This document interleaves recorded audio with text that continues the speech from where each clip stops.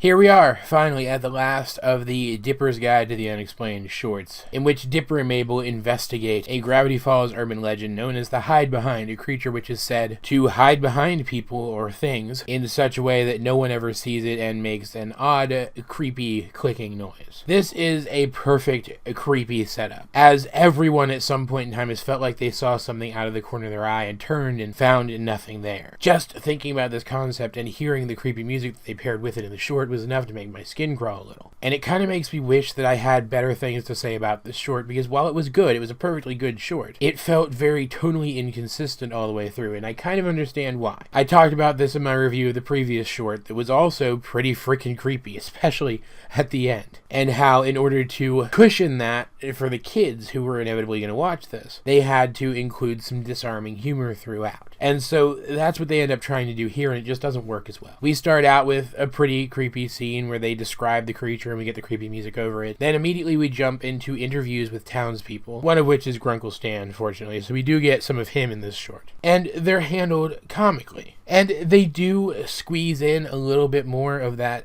creepiness. Like, you're always kind of watching over the character's shoulder to see if something's there. And honestly, I kind of feel like it's a missed opportunity that there wasn't anything there. Just like I feel like it was a missed opportunity later on after Dipper and Mabel think that they found the creature and Owl carrying a maraca. I think it was a missed opportunity when they showed the creature outright following Dipper back home. I mean, this is a creepy woodland creature that hides in the shadows. This is like Slender Man levels of creepy, and while Slender Man is a bad example because he's been overdone recently, and while I would never say he was outright terrifying, he was creepy in kind of a visceral sort of way. If you thought about it too much, you would freak yourself out. And yet this short insisted on ending upon us seeing this creature outright in what I could only describe as a comedy bit starring the creature. And yeah, I get disarming humor and everything, but if we had just heard that creepy sound again and seen a shadow move across the screen or across part of the screen, or seen what we thought was a stationary shadow pull behind a tree or something like that, I think it would have been a far more effective end to this short, and